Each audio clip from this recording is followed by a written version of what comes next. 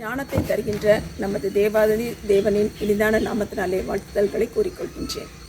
இந்த ஞானம் அப்படிங்கும் பொழுது எனக்கு ஒரு சின்ன கதை ஒன்று ஞாபகம் வருது.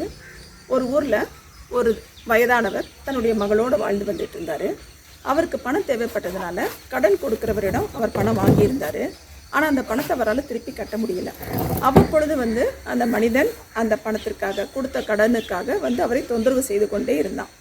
இப்படியாக இருக்கும் பொழுது அந்த மகளுமாக வளர்ந்து அப்படியே வயசு கொஞ்சம் ஆக ஆக வளர்ந்து வருகின்றாள். 18 வயது ஆகவும் அவள் மிகவும் அழகானவளாக வளர்கின்றாள். இந்த பொண்ணை பார்க்கவும் அந்த கடன் கொடுத்தவருக்கு ஒரு யோசனை வருது. இந்த கடனை காரணம் காமிச்சு இந்த மகளை நம்ம திருமணம் செய்து கொள்ளலாமா அப்படின்னு சொல்லி ஒரு யோசனை வருது.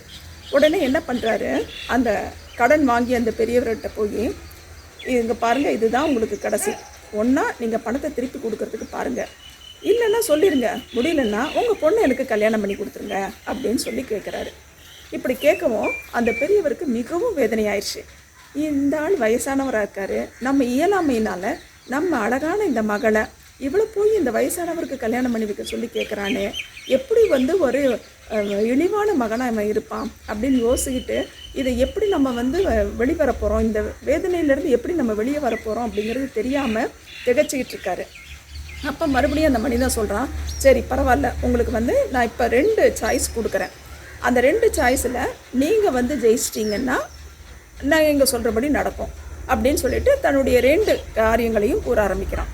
ஒரு காரியம், ஒன்று, நீங்கள் பணத்தை திருப்பி கொடுத்துட்டு மகளை நான் ஒன்றும் தொந்தரவு பண்ணல, நான் படு போயிடுறேன். அப்படி நீங்கள் பணத்தை திருப்பி கொடுக்க முடியலன்னா இப்போ நான் இந்த 2 கையிலையும் கல் எடுப்பேன்.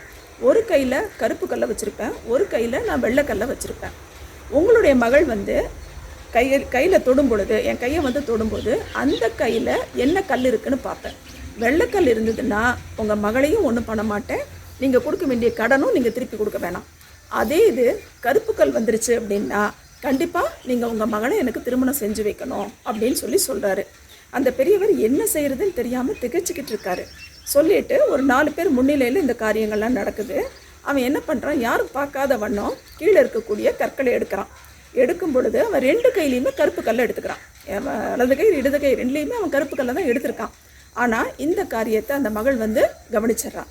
ஐயோ, இப்படி இவன் ஏமாத்துறானே, 2 கையிலையுமே அவன் கருப்பு கல்லை வைக்கும் பொழுது இப்போ என்ன செய்வது அப்படின்னு சொல்லி திணறிக்கிட்டு, அப்படியே கடவுளே நீங்கள் தான் என்னை காப்பாற்றணும் அப்படின்னு சொல்லி யோசிக்கிட்டே நிற்கிறான்.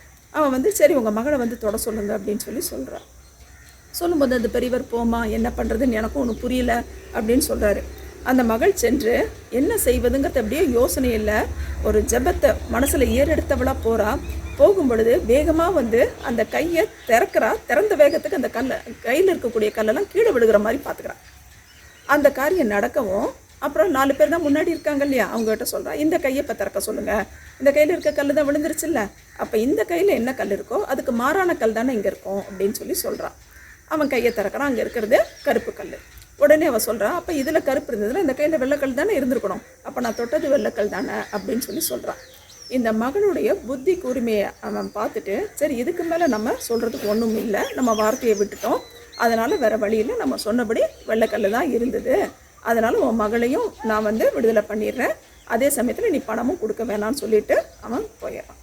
இப்படியாக மற்றவர்கள் பணத்திற்காகவோ பொருளுக்காகவோ அல்லது பிள்ளைகளுக்காகவும் ஆசைப்படக்கூடிய நபர்களும் இருக்காங்க. இருந்தாலும் ஞானம் நமக்கு இருந்தது அப்படின்னா எந்த மாதிரியான காரியமாக இருந்தாலும் அதை நம்ம மேற்கொண்டு வரலாம். இப்படியாக வேதத்தில் வாசிக்கிறோம். நீதிமொழிகள் 14:8 தன் வழியை சிந்தித்து கொள்வது விவேகியின் ஞானம், மூடர்களுடைய வஞ்சனையோ மூடத்தனம் அப்படின்னு பார்க்குறோம்.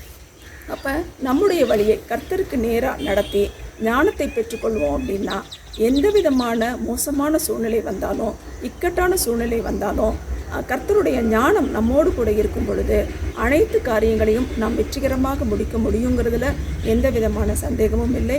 கர்த்தர் தாமே இந்த வார்த்தைகளை உங்களுக்கு ஆசீர்வாதமாக மாற்றி தருவாராக.